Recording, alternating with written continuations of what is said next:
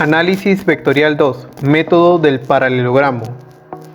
En el método del paralelogramo es aplicable para cualquier par de vectores. Paso 1. Unimos los inicios o orígenes de los vectores. Vector A, vector B. Lo que hacemos es unir ambos vectores. Ahora, al unir, está el vector unidos por el origen. Y alfa es el ángulo entre los vectores, el ángulo que forma. Paso número 2. Se construye un paralelogramo trazando por el extremo de cada vector una paralela al otro, desde el origen hasta el extremo. Por ejemplo, el vector A se crea una paralela y del vector B igual. Esas rectas creadas son las rectas paralelas. Paso número 3. La dirección del vector resultante quedará determinada trazando la diagonal desde el origen de los vectores hasta la interacción de las rectas paralelas. Desde el origen hasta la interacción de las rectas paralelas. Entonces, se puede demostrar que el módulo vector resultante será: el resultante es igual a la raíz del primer vector A al cuadrado más el vector B al cuadrado más 2 veces el vector A por el vector B por el coseno del ángulo. Casos particulares. Caso 1. Cuando los ángulos vectores tienen la misma dirección, el ángulo de los vectores es 0. La dirección tendrá módulo máximo. Por ejemplo, A y B apuntan hacia la misma dirección, formarían un ángulo de 0 grados, por lo tanto se suma y la resultante sería máxima. Pero ¿qué pasaría si las direcciones son opuestas? Si el ángulo del vector es 180, la resultante tendrá módulo mínimo. En este caso, los vectores son opuestos, pero están unidos en un mismo punto. Entonces la resultante es mínima porque se tendrá que restar los vectores.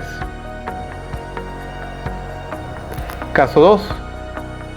Si los vectores tienen el mismo módulo, bisecará al ángulo entre los vectores. Por ejemplo, el paralelogramo tenía ángulo alfa. Y si tiene ambos módulos iguales, la resultante va a pasar exactamente por la mitad y el ángulo se divide en dos partes iguales. Caso número 3.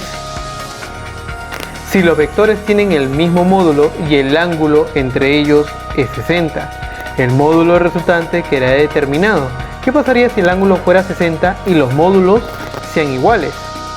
Pues lo que ocurre va a ser lo siguiente, que al dividir entre 2 tendríamos ángulos de 30 grados y por consiguiente la resultante sería el lado multiplicado por raíz de 3. Caso número 4. Si los vectores tienen el mismo módulo y ángulo entre ellos de 120 grados, el módulo de la resultante quedará determinado por ¿quién? Al ser el mismo paralelogramo, la resultante resulta ser también A. Caso número 5. Si los vectores son perpendiculares y el ángulo entre ellos de 90 grados, la resultante se podrá determinar con el teorema de Pitágoras. ¿Qué pasaría si el ángulo forma 90 grados? Pues lo siguiente, la resultante va a crear una diagonal perfecta realizando el teorema de Pitágoras con los módulos de los vectores.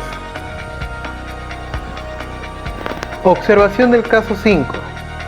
Si en este caso los vectores tienen el mismo módulo de 90 grados, ahora ambos módulos son A, no A y B, sino A ambos lados, entonces la resultante sería A raíz de 2.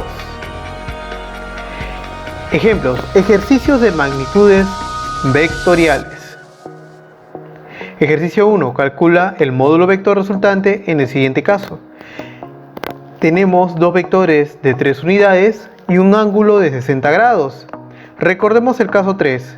El caso 3 nos decía que cuando ocurría un ángulo de 60, la resultante era A raíz de 3. A representaba al lado o al módulo del vector, por lo que acá A sería 3 unidades. Reemplazamos, en vez de A ponemos 3 unidades y nos da que la resultante es 3 raíz de 3 unidades. Calcula el módulo vector resultante en el siguiente caso. Recordemos el caso número 4. Cuando es 120, la resultante sale uno de los lados. Entonces, A es igual a 4 raíz de 3, por lo que reemplazamos y la resultante sería 4 raíz de 3 unidades. Ejercicio número 3. Calcula el módulo vector resultante en el siguiente caso. Tenemos un ángulo de 90 grados, dos vectores que forman un ángulo recto. Recordemos el caso 5, el teorema de Pitágoras. Entonces, A vale 15 y B vale 20. Reemplazamos, en vez de A, 15 al cuadrado más 20 al cuadrado. La resultante es igual a la raíz de 225 más 400. La resultante sería la raíz de 625. Por consiguiente, la resultante es 25 centímetros. 4. Calcula el módulo vector resultante en el siguiente caso.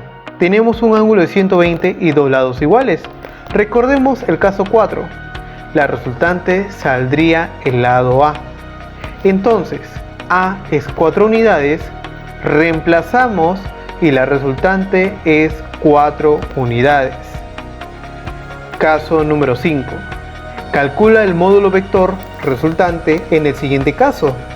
Ahora tenemos dos ángulos que están por separados, pero recuerda, podemos unirlos y ellos van a formar un ángulo. Pero ¿cómo podemos hallar ese ángulo? Recuerda, una línea suma 180, tenemos 37, tenemos 83 y nos falta el ángulo que necesitamos que forman esos dos vectores. Entonces diríamos que ese ángulo es X. Entonces sería 37 grados más X más 83 es igual a 180. Lo que está sumando pasa a restar. A resolver ello sale que X es igual a 60.